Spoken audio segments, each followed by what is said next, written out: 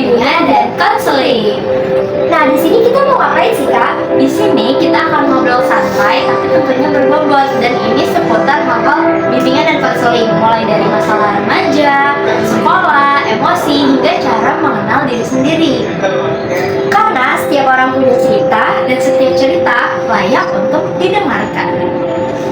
Tapi teman-teman, sebelum perkenalkan kami sebagai host podcast hari ini, saya Syafira Gina Purwisi, dan teman saya Rahmawati Smistyaningrum. Oke, tentunya kami di sini tidak hanya berdua aja nih teman-teman. Kami juga ngundang narasumber kami yang pertama, yaitu ada perempuan, sosoknya itu tangguh dan juga sangat menginspirasi kita semua. Siapa lagi kalau bukan Tabita.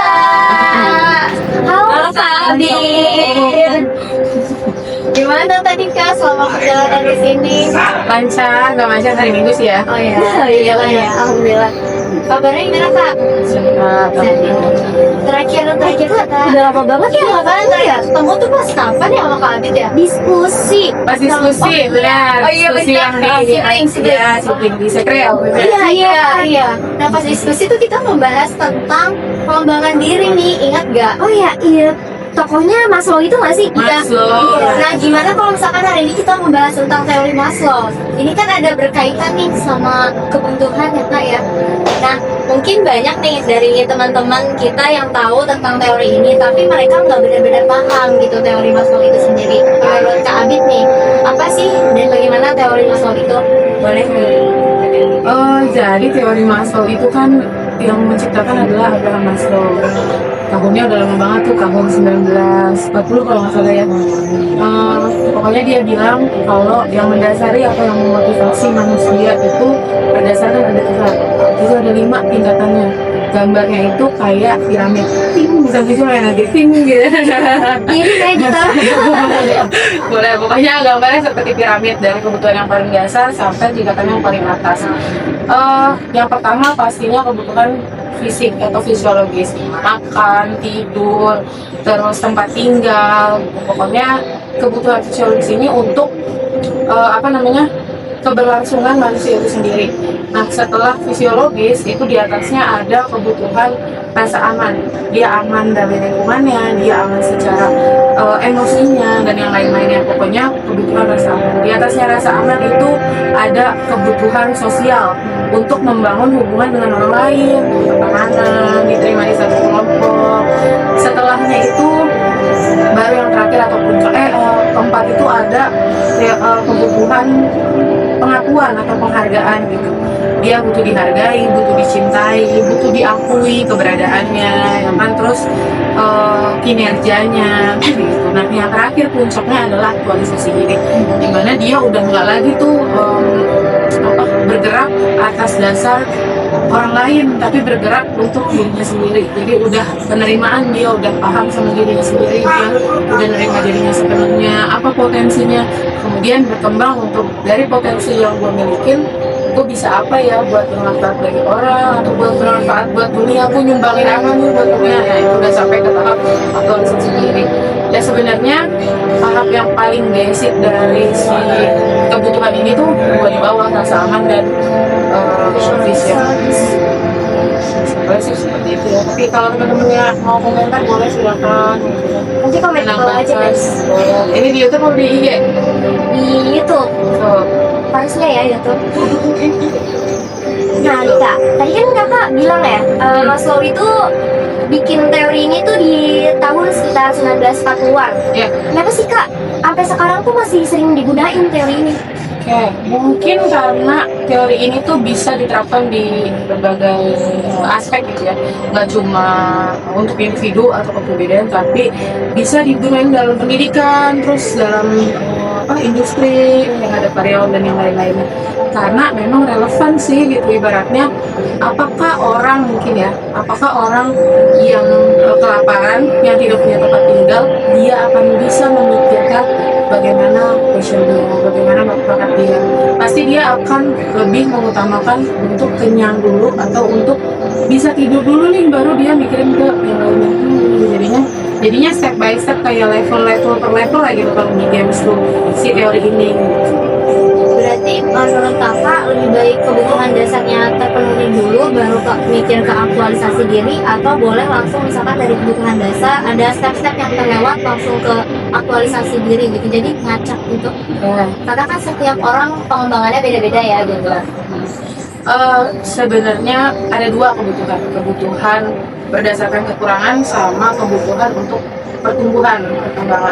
Nah, kalau kebutuhan berdasarkan kekurangan, empat tadi itu step di bawahnya: fisiologis, rasa aman, sosial, pengakuan, penghargaan. Baru kebutuhan untuk bertumbuh itu adanya di aktualisasi diri. Gitu. Nah, sebenarnya boleh nggak kalau ini ternyata nggak berurutan? Nggak apa-apa juga gitu, karena si Maslow tapi di teori ini juga dijelasin gitu, ini tuh bukan aturan mutlak gitu ya, tapi ini peta aja gitu, peta yang mana kalau 4 kebutuhan dasar di bawahnya untuk mencapai ke aktualisasi diri atau pengembangan diri yang lebih puncak gitu, itu harus terpenuhi dulu. Jadi kalau nggak nurut, ngacak pun nggak masalah, asalkan fondasinya kuat. Nah, itu balik lagi ke latar belakang yang beda-beda, kepribadian yang beda-beda, pengalaman yang beda-beda, yang membentuk orang itu tuh jadi punya kebutuhan ini yang terpenuhi yang mana dulu. Tapi kalau fisiologis kan udah pasti harus terpenuhi gitu. Nah, kalau rasa aman, kalau penghargaan dan yang lain-lainnya kan bisa kita balikin lagi ke individu itu masing-masing. Kayak misalnya ada orang yang hidupnya kelihatannya enak gitu ya, karirnya jelas, tapi ternyata dia mengalami kesepian gitu kan. Nah, itu kan berarti ada salah satu yang tidak terpenuhi. Atau dia ternyata kerjanya, gajinya lumayan gitu, tapi kerjanya di bawah tekanan, Pressure-nya kenceng ya. Berarti kan rasa amannya dia butuh rasa aman. Atau malah sebaliknya, hidupnya sederhana tapi ternyata dia punya tujuan hidup yang jelas tuh, berarti kan artinya semua stepnya udah mungkin tinggal ke aktualisasinya gimana. Jadi nggak mutlak sih, yang penting kuat aja fondasinya. Nah, kalau kita nih mau ngecek nih, kita nih ada di posisi yang mana sih Kak? Dari piramida Maslow ini, itu gimana tuh Kak? Cara ngeceknya? Iya. Pertama pasti self check sih, tanya ke diri sendiri dulu, kita ngaca dulu, refleksi diri dulu, kira-kira sejauh ini atau selama ini apa sih yang paling mengganggu pikiran kita, kekhawatiran kita. Apakah ternyata kita merasa bahwa kita di bawah tekanan, kita merasa takut gagal, karena kalau gagal orang-orang ninggalin, itu kan berarti yang dibutuhin rasa aman. Atau ternyata kita merasa apapun yang kita kerjakan tuh kita harus dapat pujian dari orang lain, rasanya nggak puas kalau nggak dipuji, kalau nggak dihargai sama orang lain. Berarti kan itu yang dibutuhkan adalah rasa pengakuannya atau penghargaannya. Berarti kita harus tahu apa yang kita butuh dulu ya Kak? Iya, dari apa yang mengganggu kemudian jadi apa yang kita butuhkan. Oke, berarti self check kuncinya ya. Self check, refleksi. Iya, benar sih. Refleksi itu bener ya, penting, sepenting itu ya. Karena biar kita kenal sama diri kita sendiri juga. Orang lain kalau misalkan bilang, gue tahu lu, enggak, itu tuh hanya sebagiannya aja gitu. Yang benar-benar tahu diri kita ya diri kita sendiri, teman-teman. Jadi itulah pentingnya refleksi diri. Oke, berarti dari pengalaman Kakak Bita sendiri nih, kebutuhan apa yang menurut Kakak tuh paling penting? Itu tuh yang bisa membangun kebahagiaan kita, tapi orang-orang tuh sering lupa dan abai gitu. Dari teori ini ya? Menurut saya sih rasa aman sama penghargaan. Kenapa tuh? Karena pertama sebenarnya ada beberapa, terpecah lagi kan dari rasa aman sama penghargaan. Orang tuh nganggapnya kita aman dari berbagai lingkungan kita sehat gitu misalnya ya.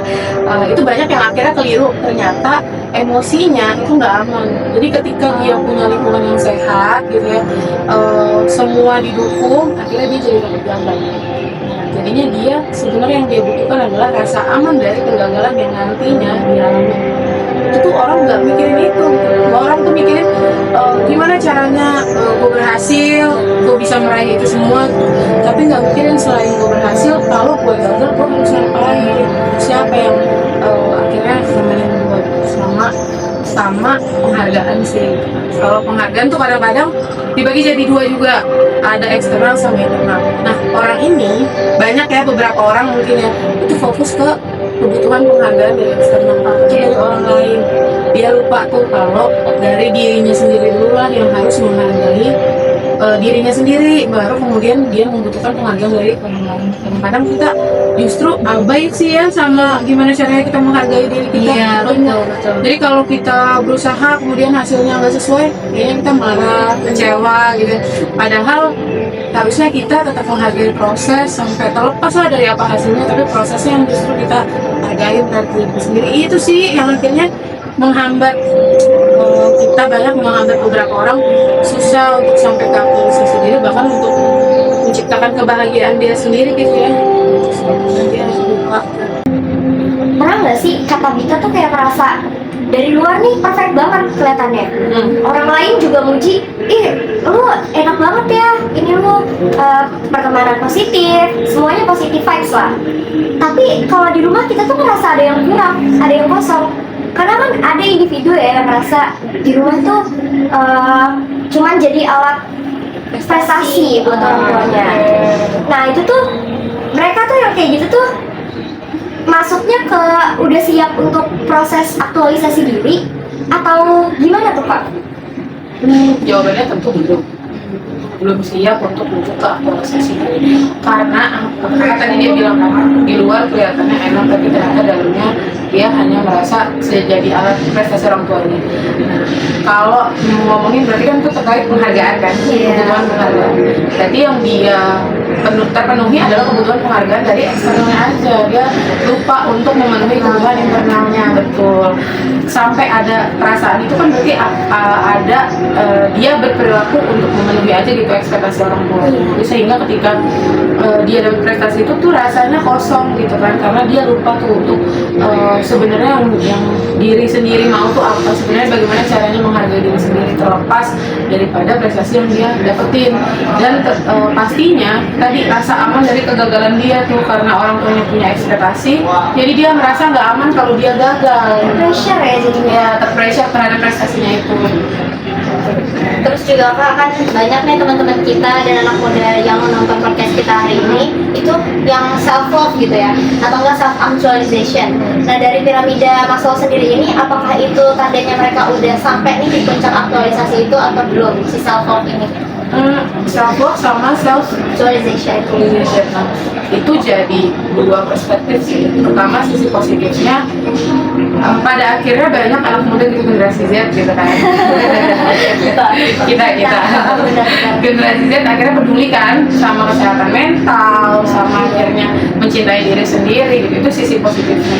Itu yang kalau memang itu benar dia lakuin dan ternyata benar dirinya seperti itu, self love, sampai itu adalah salah satu cara untuk menuju ke kemampuan aktualisasinya. Oke, itu jalan. Bagus, itu sisi positifnya. Tapi kadang ada juga sisi gelapnya gitu ya, sisi negatifnya. Kenapa? Karena banyak beberapa akhirnya anak-anak muda menjadikan self love atau self actualization ini sebagai denialnya dia. Contohnya? Jadi dia akan jadi omong-omong aja gitu, self love dan aktualisasi diri ini jadi omong-omong aja gitu, jadi cuma tren-tren yang akhirnya dia ikutin. Pada sebenarnya pada kenyataannya itu adalah hal yang dia butuhkan untuk dia penuhi. FOMO juga ya. Jadi akhirnya dia merasa kalau karena FOMO nih, karena memang lagi tren self love gimana caranya mencintai diri sendiri gitu. Itu sebenarnya tren positif ya. Cuma pada kenyataannya akhirnya dia ngebuat itu jadi denial. Sebenarnya orang yang self love bisa jadi orang yang kekurangan cinta dalam dirinya gitu, dari orang lain atau dari dirinya sendiri. Itu sih sisi gelapnya gitu. Tapi positif sih, jadi kalau dia ikutin tren hanya itu ya setidaknya dia aware dulu terhadap si mencintai diri sendiri dan aktualisasi diri itu sih, aware dulu. Nah, gimana cara kita tahu orang ini tuh beneran memang self love sama yang FOMO nih? FOMO ikut doang ya? Denial doang. Pertama, kalau orang benar-benar mencintai dirinya sendiri, ya pasti dia menghargai dirinya sendiri gitu, terlepas dari apapun pencapaiannya dia. Justru dia berusaha untuk mencapai sesuatu berdasarkan kemampuan dari dirinya sendiri. Tapi kalau orang yang hanya ngomong gitu ya dia hanya ikut-ikutan FOMO aja tuh, aktivitas yang membuat dia mencintai atau apapun gitu. Ya ya itu bedanya gitu ya.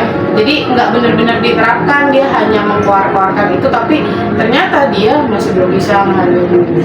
Cuma kalau dia ada effort gitu ya, ada usaha untuk dia mencari cara bagaimana mencintai diri sendiri, itu udah satu langkah sih untuk dia memenuhi kebutuhan itu. Oh, gitu. Nah, terakhir nih Kak, kalau Maslow ada di podcast ini, kira-kira dia bakal ngomong apa sih buat generasi Z kayak kita nih? Sekarang ya, Iya. generasi saya juga ya. Iya. Zaman ini. Apa ya, mungkin Maslow akan bilang kalau sebenarnya aktualisasi diri itu kan tentang penerimaan, tentang penghargaan terhadap diri sendiri, mencintai diri sendiri, mengenal diri sendiri, baru kemudian dia mengembangkan dirinya untuk kedepannya gitu, untuk berdampak lah ibaratnya gitu. Nah, hati-hati karena banyak akhirnya kita semua terjebak ke dalam fondasi yang gak kuat gitu. Jadi ibaratnya kita lagi ngebuat fondasi itu dari pasir, jadi kalau misalnya tidak terpenuhi gitu, memang tidak semua berubah, tapi kan semua harus minimal walaupun nggak 100% tapi terpenuhi gitu ya. Nah, ketika itu tidak terpenuhi sepenuhnya, jadi kita jeblos lagi turunnya kayak gitu. Jadi ibaratnya mungkin kita lagi bangun piramida yang cukup tinggi gitu ya, cuma kita lupa untuk menguatkan fondasi itu gitu. Kayak tadi contohnya kan, penghargaan dari orang lain sama dari diri kita sendiri ternyata rumpang, akhirnya membuat kalau hal itu kejadian suatu saat kita akan bisa turun lagi. Itu sih mungkin Mas akan bilang hati-hati karena piramida yang dibangun cukup tinggi tapi kebanyakan denial aja nih sama menuhan fondasinya itu sih.